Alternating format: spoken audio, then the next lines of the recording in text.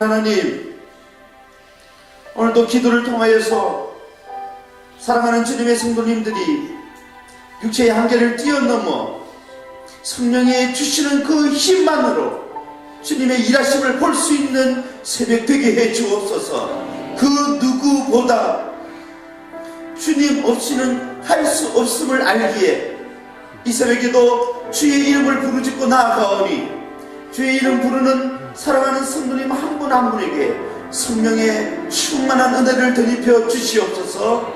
주 예수 그리스도의 이름으로 기도드리옵나이다. 아멘. 사도행전 26장 1절에서 18절 말씀, 제가 성경으로 신약 232면입니다. 사도행전 26장 1절에서 18절 말씀 함께 찾으셔서 교도 가실 때에 하나님께 주시는 계시의 말씀으로 받으시기 바랍니다. 아그리빠가 바울에게 이르되 너를 위하여 말하기를 내게 허락하노라 하니, 이에 바울이 손을 들어 변명하되 아그리빠가 내게 구원하는 모든 일을 오늘 당신 앞에서 변명하게 된 것을 다행이다. 특히 당신이 유대인의 모든 통속과 문제를 아심이니이다. 그러므로 내 말을 너그러이 들으시기를 바라나이다. 처음부터 내 민족과 듣고 예루살렘에서 젊었을 때 생활한 사람을 유대인이 다 알아라. 일찍부터 나를 알았으니 그들이 정언하려 하면 내가 우리 종교의 가장 엄한 팔을 따라 바리새인의 생활을 하였다고 할 것이라. 이제도 여기 있어서 신음하는 것은 것을 하나님 까닭이니 이 약속은 우리 12지파가 밤낮으로 간절히 하나님을 받들어 섬김으로 얻기를 바라는 바인데, 아그리빠 왕이여, 이 소망으로 말미암아 내가 유대인들에게 고소를 당하는 것이니이다. 당신이라는 하나님이 죽은 사람을 살심을 못 믿을 것으로 보입니다. 나도 나사렛 예수의 이름을 대적하여 많은 일을 행하여야 될 줄 스스로 생각하고 예루살렘에서 이런 일을 행하여 대제사장을 하고 있어 많은 성도를 오게 하더니 또 모든 회당에서 여러 번 형별하여 강제로 모독하는 말을 하게 하고 그들에 대하여 심히 격분하여 외국 성에까지 가서 박해하였고 그 일로 대제사장들의 공과 부임을 받고 다메섹으로 갑니다. 왕이여, 정오가 되어 길에서 보니 하늘로부터 해보다 더 밝은 빛이 나와 내 동행들을 둘러 비치는지라. 우리가 다 따르는 어떤 것이니 내가 소리를 들으니 하늘말로 이르되 사라 내가 제자를 박해하노니 내가 대답하되 주님 누구시니까? 주께서 이르시되 나는 내가 박해하는 예수라. 이라는 내가 받아서 내가 내게 나타난 말씀 곧 내가 나를 본 이유가 진짜 내가 내게 나타난 일에 너로 전과 증인을 삼으려 하니, 이스라엘과 이방인들에게서 내가 너를 구원하여 그들에게 보내어 그 눈을 뜨게 하여 어둠에서 빛으로 사탄의 권세에서 하나님께로 돌아오게 하고 주의 사함과 나를 믿어 거룩하게 된 우리 가운데서 기업을 얻게 하려 하리라 하더이다. 아멘. 시간 종과 증인의 삶이란 제목으로 박승민 목사님 할 말씀 선포해 주시겠습니다. 한 주간 새벽으로 섬긴 모든 분들에게 또한 은혜가 함께하기를 주님의 이름으로 간절히 소원합니다. 시간과 세월이 지나고 보면 기도 한 것밖에 우리 인생에 남는 것이 없습니다. 그러므로 끊임없이 주님께 기도하고 나아갔던 모습이 가장 아름답고 가장 귀한 삶이 될 줄로 믿습니다. 한 번은 오정현 목사님께서 집회를 다녀오시고 나서 이렇게 마중을 나갔는데 목사님께서 이제 돌아오시는 길에 이런 얘기를 해주신 겁니다. 주강사님으로 김진호 목사님하고 같이 하나님의 말씀을 이렇게 섬겼다는 겁니다. 그런데 한 곳에서 이렇게 섬긴 건 아니고 그것이 이게 여러 군데를 좀 거쳐 오다 보니까 투어의 형식으로 가서 이렇게 복음을 여러 곳에서 이렇게 말씀을 전했다는 것입니다. 그런데 이 김준호 목사님께서 어디를 가시나 똑같은 본문을 가지고 똑같은 내용을 가지고 똑같이 설교를 하시는 거예요. 근데 더 기가 막힌 것은 모든 사람들이 김준호 목사의 집회에 늘 감격과 감동과 눈물을 흘리는 것이 그렇게 목사님을 보시기에는 한편으로는 너무 신기하기도 하고 또 한편으로는 어떻게 설교 한 편으로 저렇게 계속해서 똑같이 하실까 이 부분이 의아스러웠다는 것입니다. 목사님께서는 가는 곳마다 설교를 다르게 하느라고 제대로 쉬지도 못하고 또 그 말씀을 준비하면서 이번에는 목사님이 또 같은 설교를 하실까 이것을 굉장히 생각을 하면서 그 집회를 갔다는 겁니다. 마지막 날까지 목사님께서는 똑같은 본문, 똑같은 내용, 똑같은 걸로 하나님 말씀을 전하더라는 거예요. 그래서 목사님께서 마지막에 한번 물어봤다는 거예요.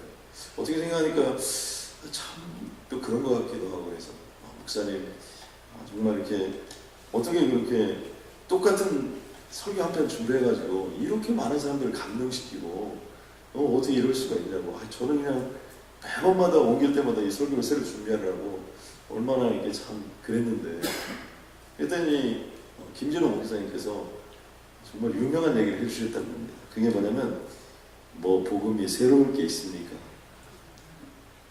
복음은 복음일 뿐이지. 복음이 복음일 때 가장 파워풀한 것입니다. 그래서 오전 목사님께서 확실하게 한 수를 배우고 오셨다는 얘기를 했습니다. 사도 바울은요 끊임없이 계속해서 백부장, 또 천부장, 또 벨릭스, 베스도, 또 계속해서 오늘 헤롯, 아그리파 2세, 버니게 여러 사람들을 만나면서 하나님의 복음의 말씀을 계속해서 전하는 모습을 볼 수 있습니다. 이 모습 속에 한 가지 우리가 일관되게 흐르는 내용들은요, 사도 바울의 어떤 간증이나 그 모습들이 거의 대동소이해요. 그리고 거의 똑같습니다.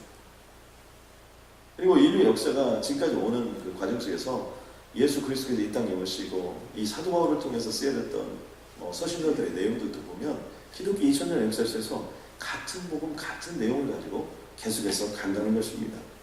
특별히 오늘 그 내용은요, 이 재판권은 없었지만 유대인에게 막강한 그 권력을 휘두르고 있었던 이 헤롯 아그리파 2세 왕과 그 버니게라는 그 여자 앞에서 이제 자신이 한 번 더 신문을 받게 되는 그런 과정이고요. 그 과정 속에서 사도 바울이 변론하는 내용이 오늘 본문 가운데 계속해서 펼쳐지고 있습니다.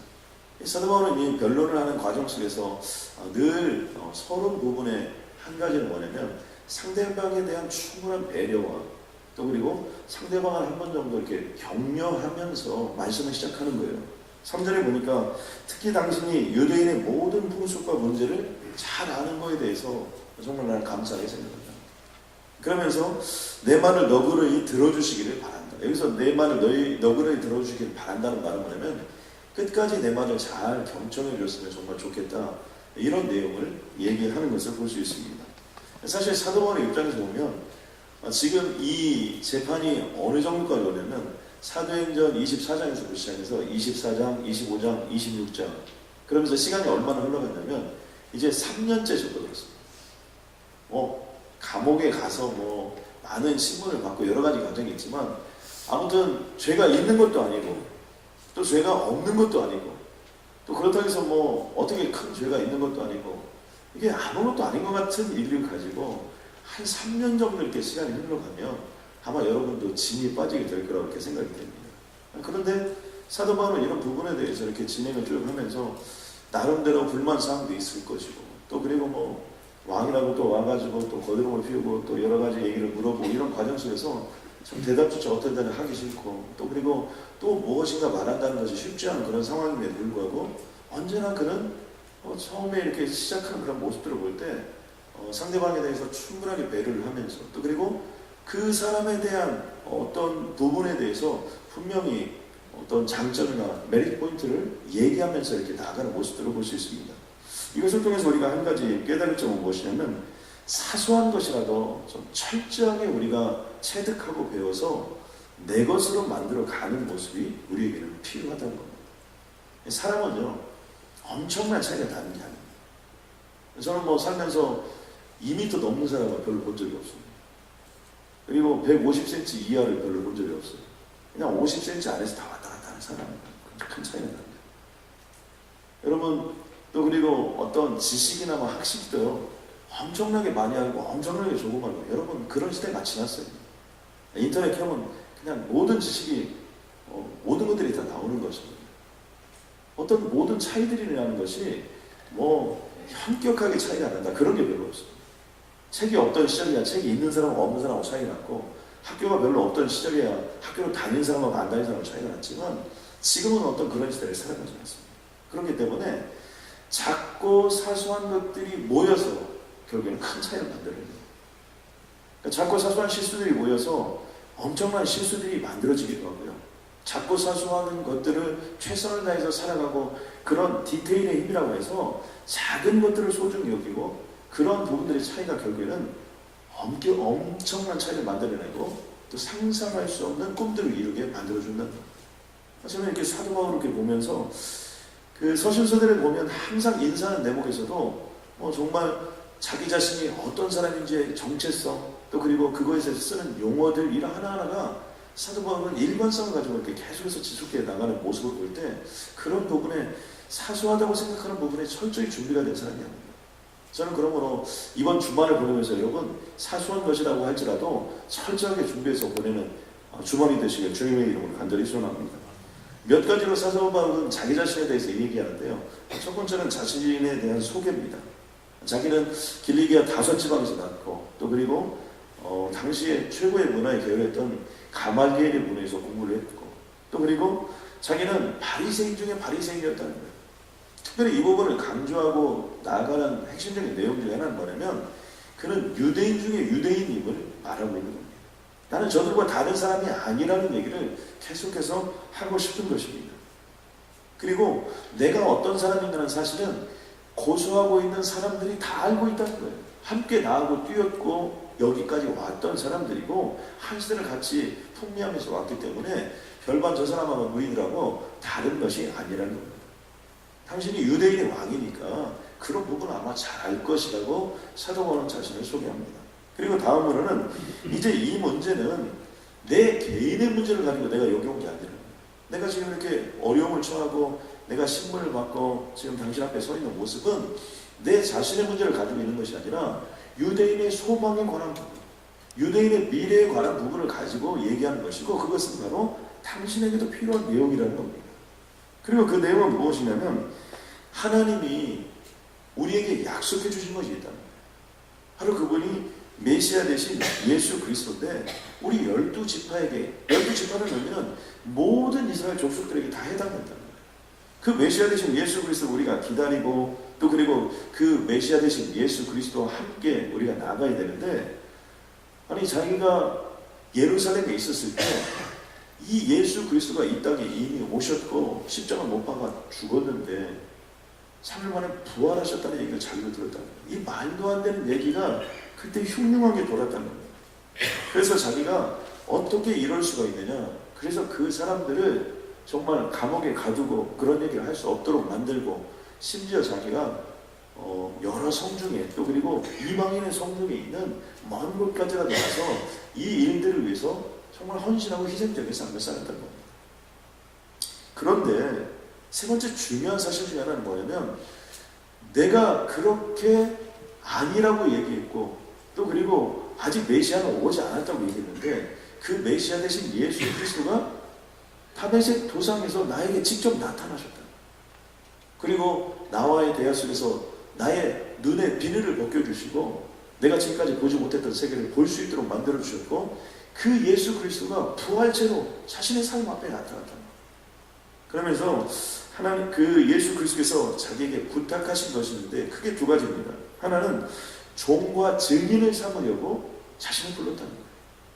말씀 16절에 보니까 일어나 너의 발로 서라. 그 얘기는 뭐냐면, 이제 이전의 모습과는 다르게 새로운 모습으로 거듭나라, 그런 얘기입니다. 내가 내게 나타난 것은 내가 나를 본 일과 이제 다메섹에서 나를 본 일에 대해서 또 그리고 장차 내게 나타난 일, 장차 이제 예수 그리스도를 통하여 온 이방 땅이 예수 그리스도를 믿고 구원함을 받는 어떤 그런 모습들을 나타내게 되는데, 이 일에 대해서 네가 종과 증인의 역할을 감당하라고 자신을 불렀다는 겁니다. 여기서 이 종이라는 단어가 참 중요한데요, 그것은 뭐냐면 이제 이 일만을 위해서 평생으로 고용된 사람이에요. 바로 그게 하나님이 또 그리고 예수 그리스도께서 자신을 부른 사명이라고 자신의 삶을 고백합니다. 또 한 가지는요, 이 유대인들과 이방인들에게 눈을 뜨게 해서 이제 하나님이 왜 예수 그리스도를 이 땅에 보내오셨는지를 깨닫게 하는 것입니다. 말씀 속에 보니까 그 이유는 어둠에서 빛으로 사단의 권세에서 하나님께로 돌아오게 하라는 것. 다른 말로 표현해보면 예수 그리스도를 믿음으로 말미암아 구원을 얻는 자의 삶을 살라라고 얘기합니다. 사도 바울 또한 아나니아가 와서 그 눈의 비늘을 벗겨주면서 이제 완전히 새로운 세계를 보았고 3일 동안 눈을 뜨지 못했는데, 그것은 죽음에 이르렀고 부활하셨던 예수님과 똑같은 경험을 함으로 말미암아 자신도 여기에 왔다는 거죠. 우리가 이것을 통해서 우리의 삶 속에서 꼭 붙잡고 가야 될 것은 무엇이냐면, 분명한 목표를 가지고 이 땅을 살아가야 된다는 것.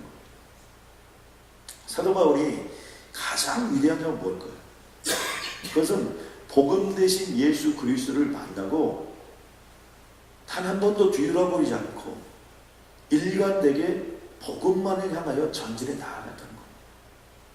바로 자신이 그 복음의 종된 자임을 고백했고 그 복음의 증인된 자임을 고백했는데 그 삶을 끊임없이 살아갔다는 거예요. 사도행전 9장에서 사도행전 22장에서 사도행전 26장에서 똑같은 간증을 합니다. 똑같은 내용이에요. 어떤 때는 단어 하나 안 틀리고 토시 하나도 안 틀립니다.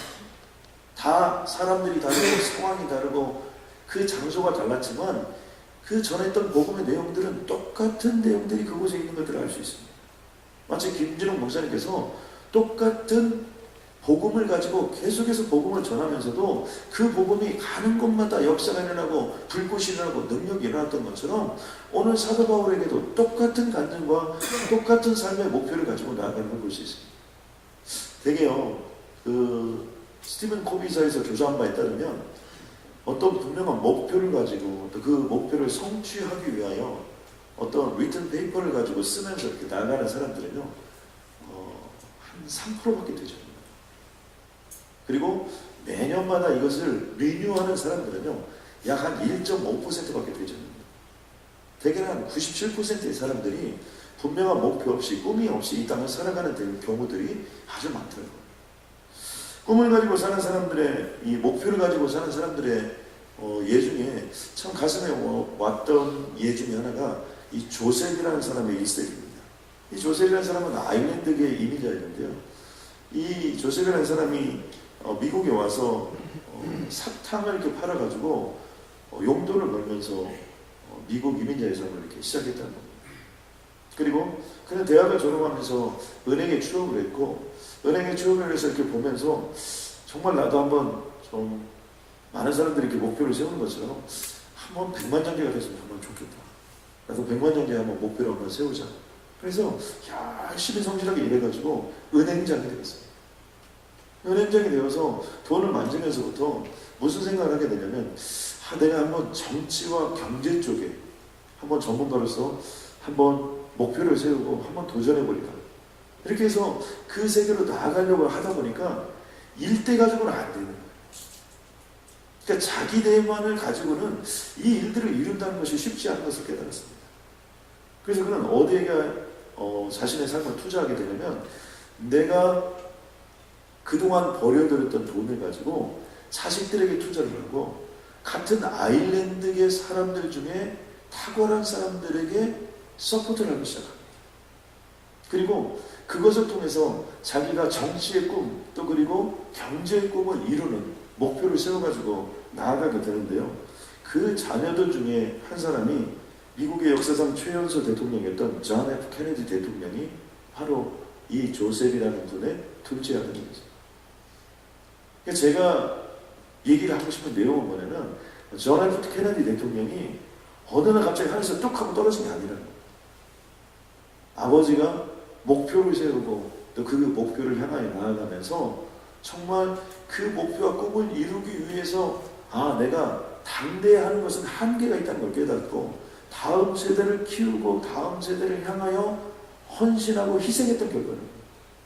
그런데 존 F 케네디 대통령만 있는 게 아니라 그 가문 자체가 케네디 가문이 되는 거죠.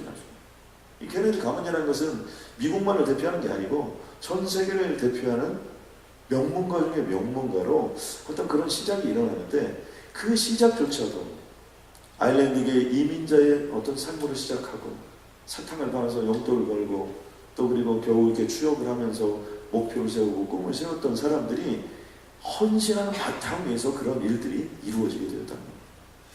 저는 그러므로 오늘 이곳에 있는 모든 분들이 한번 정말 목표를 세우고 그 목표를 향하여 일관되게 한번 전진해 나가는 은혜가 있기를 주님의 간절히 소원합니다.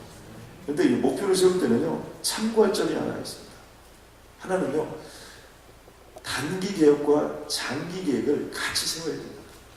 많은 사람들이 꿈은 큰 걸 가지고 있는데 그 꿈을 이루는데 현실적인 부분이 부족한 경우가 있습니다.